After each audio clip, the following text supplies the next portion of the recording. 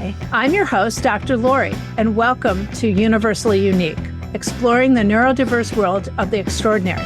This podcast fosters curiosity and understanding about neurodiversity while empowering individuals with tools for acceptance and inclusion in classrooms, the workplace, and communities.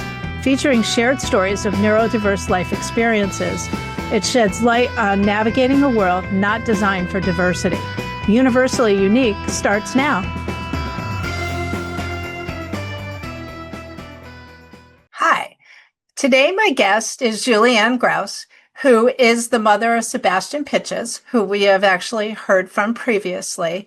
We are going to get our podcast started the way that we usually do by taking 3 box breaths, and I'll count those out for us, and then we'll jump in and ask Julie some questions about being the mom of an individual who is neurodiverse. So we're going to start by breathing in for 4, hold for 4, breathe out for 4, hold for 4, breathe in for 4, hold for 4, breathe out for 4, hold for 4, breathe in for 4, hold for 4, breathe out for 4,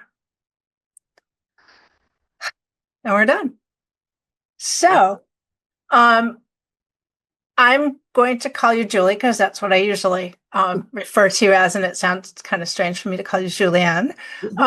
So what I would like for you to get us started with is to just give us a little bit of background about your journey with Sebastien and what it's like to be Sebastien's mom. Okay, well, thank you for having me on. And my last name is pronounced Goose, like the mother goose.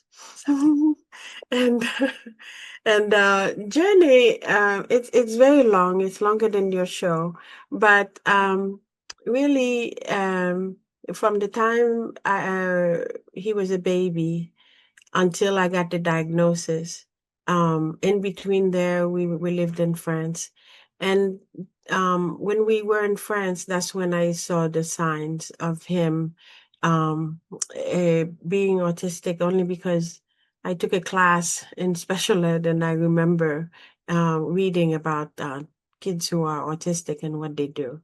And then, so we left France and we came back to America. And then I got him into Birth to 3. And then we lived in Bridgeport then. So I got invited to the consultation center to see what kind of schooling he was going to have, since he was identified as having something. They weren't saying the word autism back then. So they said he has something, and they wanted to see how he plays with other kids. And then they saw how he played, and then they wanted to put him into another school. I don't know if I can name it, so I won't. No, don't. No. Anyway, I said no, of course. And then I snuck into another school and said, "Oh, I want that school." And then it was from the time Sebastien was told, I was told he's autistic, until when he started to be able to advocate for himself. I have not been a mother. I have been an advocate, a bully, a fighter, a warrior, a control freak, but not really a mother. And I say that because I've never had a mom. And so my idea of a mother is in my imagination, my fantasy. And I wanted to be that mother. And then I was ready for Sebastien to be, the next president of the world, and the crown king, whichever came first. And so I was going to be the perfect mom, and then of course I didn't get that chance. And so the journey has been just fighting, and now I don't have to fight anymore. I just sort of tell him, "Sebastien, you have to fight." Since he doesn't have my personality, he's like, "Mom, I told him that I wanted, and I said yes, but don't take no for an answer." So Well, he may have learned to advocate with a slightly softer approach. That's right. Yes, I'm more of a sledgehammer. First I ask, I put on my social smile and I don't act like I'm angry that I have a kid with autism, and I control my voice and I ask nicely, and make sure the words are properly, the sentence is follow all the sentence structures and everything. And then usually back then I was told no, over the phone, no, in a letter. There was no emails back then, so it was either in a letter, and then I would just say, I would just you know the most exciting fight was when we were trying to get him disability, social security. And then he went through, testing with somebody like yourself. Okay. And then because he's so high functioning, well, I said he's high functioning because I've had to fight for him to have early intervention, not because of some magic of autism. He's still autistic. It's still a disability. And then I was like, so the first one, oh no, he's not. He'll be able to work and live on his, do everything on his own. Yes, but not without support. That's Yeah. the nature of autism. Yes, you can compensate, because if the kid is can learn and everything, then okay. So the first letter, and then I dispute, and then send it, and then by the 10th one, and Sebastian was like, "Mom, you're always gonna say no." I said, "Sebastian, you haven't met me yet. They will, they will say no to my face. They will never say no to us via letter." And I remember at the last appointment, I said to the woman, I said, "Make whatever recommendation you want." I said, "I have been fighting since this kid was 2.5 when he was diagnosed. I have fought with schools. I have moved to towns that I can't afford to live there, but I live there anyway for him to go to school to have a proper education. I have fought for him to have entry into camps, daycare, you name it. And so go ahead and say no to us. This is only the 10th time. Don't worry. I will again dispute it. And then you'll be back with the 11th time. And we will never stop. We will never stop." And I think I scared her. She didn't want to meet us anymore. Because she let it go through because she wanted you to go away. Well, Yes, yes. what I'm wondering too, though, is if they asked the world's most ridiculous question, like, will he no longer be autistic? Or, is it going to go away? Uh, uh, so after I take a deep breath, so autism is the failure of the amygdala part of the brain to read messages from the nervous system. So nervous system sends messages to the brain, and all the other parts of the brain may be okay to process, but the amygdala, which is this very small part, and its job is to decode gray areas, is to tell the brain, "Hey, block out that noise. Hey, don't get overwhelmed in this crowd. Hey, everything is gonna be okay. Just focus. Look somebody in the eye. Remember to say thank you when you pay the compliment, because that's what we do in this world. All these gray areas, unless somebody comes up with a cure, how to get the nervous system to properly get the amygdala to read each other's signals, then the answer is no. There will be no cure for it. There's no, it won't go away. And I God bless the research community. Good luck. High tea. That's Korean for go for it. you know. But no, I mean, and Dr. Weber Chess told me from Bridgeport Hospital when she diagnosed him. I asked her, I said, "Oh my God, when is this going to be over? When am I going to be a regular mom again?" And she said, "Well, he'll be able to compensate for autism. He'll compensate." I said, "What does that mean?" She said, "He'll learn how to live into a world that is not like his. So he will learn to live in a neuro world, okay, it's certainly it's a diverse now because there's so many of Sebastian in this Yeah. work that has been identified, I have to say. Yeah. So he'll live in the world, but he'll compensate for living in the world. And then she said, if need be, he'll be able to fool people until he starts to really talk and say things. But don't worry, I'm on it. I said, Sebastian, when you're in public, answer the question, make eye contact. Don't talk about Power Rangers or stuff that interests you too much. Say 3 sentences and then stop. So so just so he doesn't stand out. So everything about this journey, which will never end, of course, is the constant. Before it was discrete teaching. Say I love you, because it was important for him to say, Mom, I love you. And he didn't know to say that. So I taught him discreetly, okay, I love you. I love you. No, no, no, no. Say, I love you, Mom. Next we'll work on I love you, Your Highness, or my queen. But let's start with I love you, Mom. Anyway, so yeah, so now it's more coaching because he's an adult now, and I'm trying to be respectful and not treat him with a bulldozer and make rules. And I have to say also before I stop, that we've been in family therapy with a wonderful therapist, Anne Marie Callagay. She has been our therapist since Sebastian was 13, I think, and even now. And that in family therapy, I highly recommend it. It helps me a lot. I think she technically it's for me Hmm. to be less of a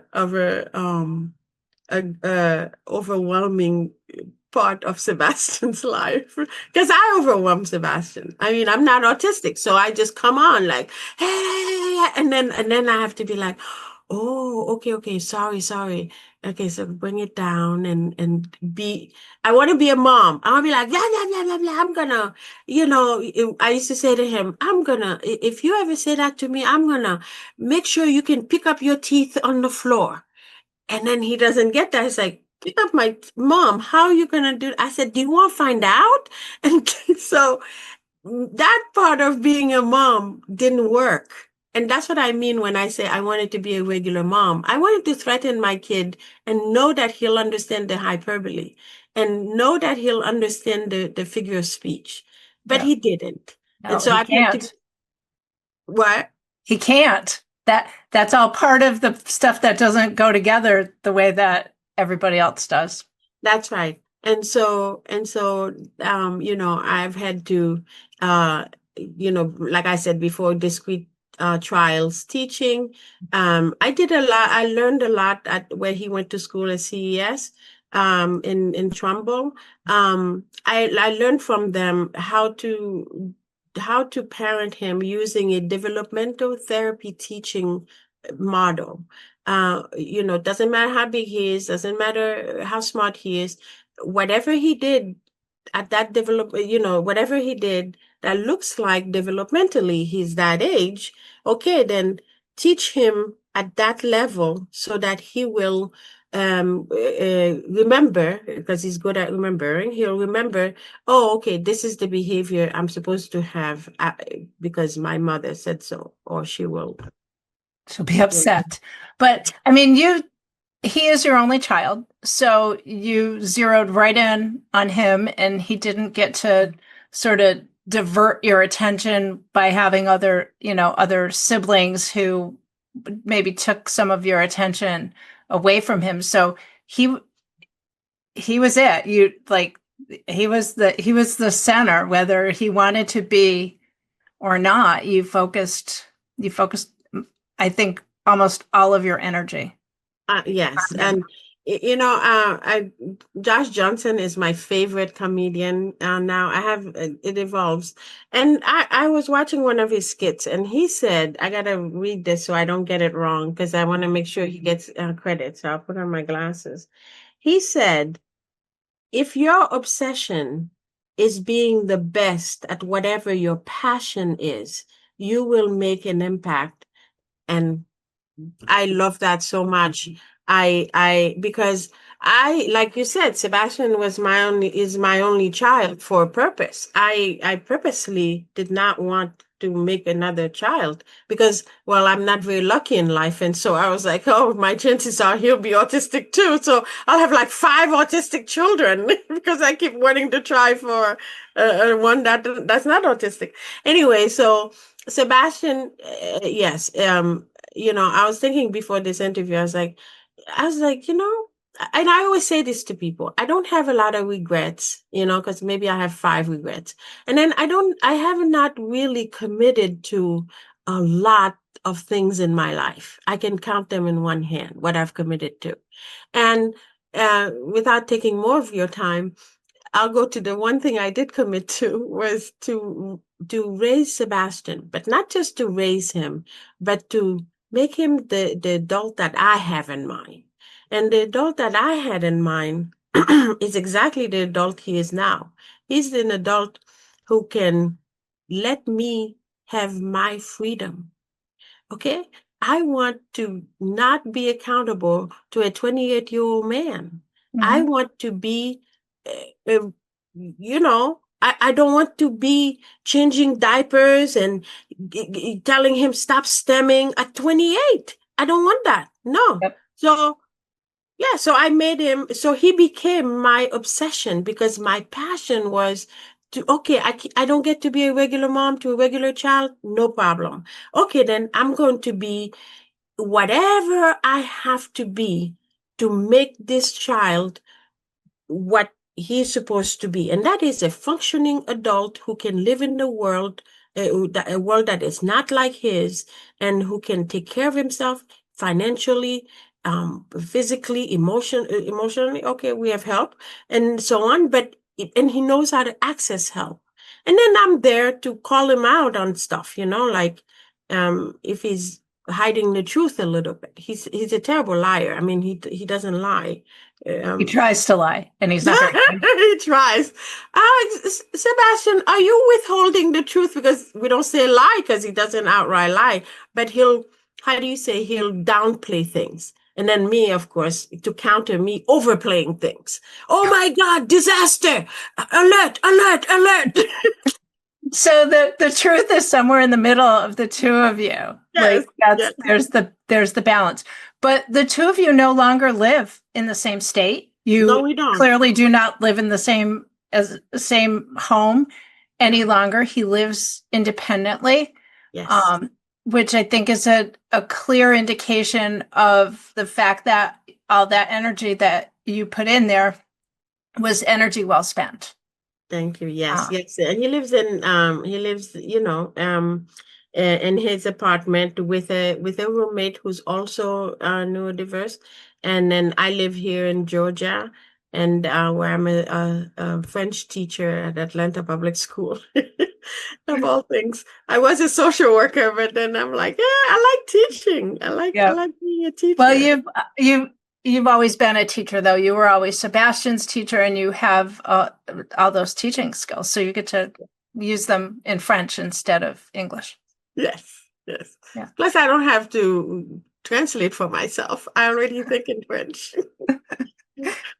So you've really given us a good indication of how you helped him become as independent as possible, and how you've really strongly advocated for him.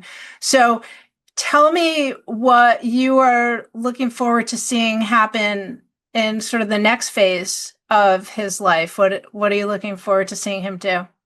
Okay, well, of course, he did get accepted to my alma mater, Southern, and so I want to see him graduate. Really, it's for me, he went back to school because in 2020, when he graduated from Housatonic, I didn't get to go because it was 2020. And so I'm like, Sebastian, I deserve to see you graduate, and so I can hold a card, that says, my kid, I did it all, it's about me. So he went back to school. So I want to see him graduate with a bachelor's degree. I want him to get a master's degree. And then I want him to be able to work my dream is for him to work in a social environment with other colleagues and people and be able to exchange ideas and everything. Um, but I'll take it if it's work from home or independently and all that. I won't like that as much. But then I'll impose, if he's working from home, I'm going to impose a social calendar for him. Yeah. So, yeah, my dream is to buy a house for him so that he doesn't have to move because he's like me. We don't like to move. And so, make sure he can pay mortgage and live in the world, get married. He doesn't want to now because he thinks he needs money to get married. You don't. Anyway, There's a so lot of people who wouldn't be married if money was the main criteria. exactly. So when he's on your show, have at him. Yeah. So So then what would you say is like his superpower? Is that what he's studying in school? I know that he's very technology savvy. yes, he's my technology tutor because I'm in school now getting my master's in education. He's my technology teacher. His superpower is that he learns very fast. All he has to do is read up on whatever I want him to learn, and bam, he learns it. And then he calls me, and then he walks me through it and teaches it to me. And so that's his superpower. He learns very fast, and he's a visual learner. He also is a learn by doing, a kinesthetic learner. Yep. Yeah, and then he seems to really like computers. He didn't. I mean, he's always read above grade level, but reading is not his thing. Reading is more my thing. I love to read. No, he's more like science, math. But his awesome superpower. Sometimes I say, Sebastian, go learn this and come teach it to me. Mom, blah, blah, blah. I said, Sebastian, are you gonna deprive this poor old woman who raised you all these years? Poor old woman. No, like first of all, you have the face of a teenager, so nobody's going to believe that you're an old woman. Um, Thank you. so, but maybe he's going to turn out to be a teacher. Mm, I don't know if I told him. I said, being a teacher is a calling. Mhm. That's my opinion. It's a calling from God. And it's a vocation. It's not really a profession. It's a Yeah. vocation. And and when you have a vocation, it's difficult to go against that versus when you have a profession. I said, Sebastian, if you feel the urge to teach, then teach. It's a gift. But if you don't teach because the vacations are not worth it. They're hard sometimes when Yeah. you have that calling, and it's not always the easiest route. Right. So what do you think the rest of the world could do to make folks who are neurotypical like Sebastian feel more comfortable in the world? I'm anticipating that even though he has all those skills that you taught him about, how to go to a restaurant, how to look people in the eye, how to say thank you and all that, it probably is exhausting It's for him. exhausting. Yes. So And so, mhm. what So would I you want treat other him. folks to know? So if he decides that he's not going to do all the things that you taught him to do, and he's kind of just being himself and being a little less socially engaging, what would you want the rest of the world to kind of know about that? Um, you know, ask him if he's okay, and then if he says in a very impolite way, "No, I'm fine," let him be, but hover around to see if he's okay. Yeah, because I'm not there. Hover around and see if he's okay. And then if you see he's doing weird things, we call it stemming, but he stems in a very secretive way now because of how I taught him. Uh, call someone, call the mental health hotline, call is it 811 now? Yeah. Ask, I don't know what it is, but I think that number's getting turned off, unfortunately. Yeah. Um, yeah, call for help. yeah.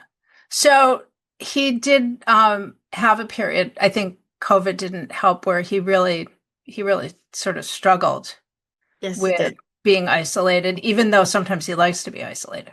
Yes, he did like he loved being quarantined. He did. He was like, "See, Mom, I don't have to be social. You see, all this social thing, it's not the best anyway."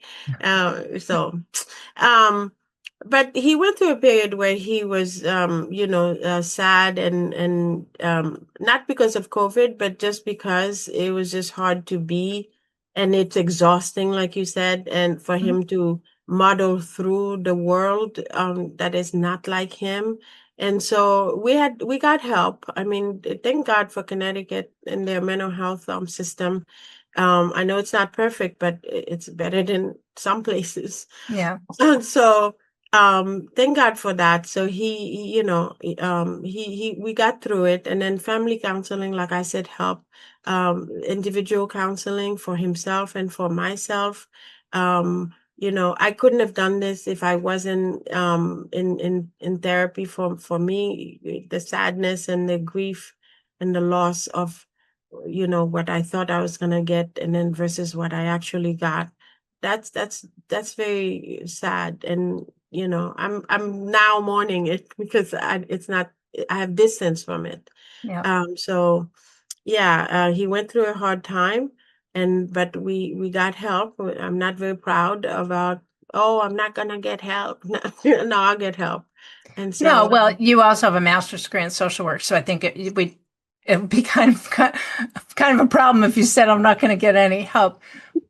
But he is old enough too that he's from that generation where I don't think people always recognized that the parents would grieve that they didn't get a child that they were expecting, even though they may have gotten a kid that ultimately turns out to be quite phenomenal. That was not the original plan. So I think right. giving And folks that time. yeah, and I'm very, I had a way of describing what it's like to have a child with autism, and people told me it was very morose, and so um just to not share it. But uh I find that I do mourn the loss, and because simple things. I see another child who's two or something, and I look at him as if I need a magnifying glass to say, huh, it talks. And then the parents are like, of course he talks. I said, no, it's not a given. Yeah. I Yeah. raised one who talked at 8. What do you think of that? Yeah. So no, it's not a given. It's sad. And then I'm going through my own mourning, and yeah, I hate it when people tell me God chose me for this. Whatever. Why don't God chose you since you're so awesome? Well, I think given that, unfortunately, or fortunately, maybe, and depending upon how you want to look at it, the numbers are going up so high. So God chose a lot of folks. Julie, I so appreciate you spending time with us. Unfortunately, we do need to kind of wrap this up. We could probably talk for a much longer period of time, and perhaps I will invite you back to talk about other things. I know that you have a not-for-profit advocacy organization that you have started. So, maybe we'll bring you back in to talk about those things in the future. But I am very grateful for you taking the time to spend with us. And if anyone is trying to reach me, there's a couple ways that they can do that. They can either do that through my website, which is notoholisticconsulting.com, or through email at notoconsulting2002@gmail.com. So thank you very much. And I hope everyone has a great day. Thank you for listening to Universally Unique, exploring the neurodiverse world of the extraordinary. Join me, Dr. Lori, on Transformation Talk Radio every second and fourth Monday at 11:30 Pacific Time as we continue to explore navigating a world not designed for diversity. For advocacy and support for individuals with disabilities, let's connect. Learn more about consulting and life coaching at notoholisticconsulting.com.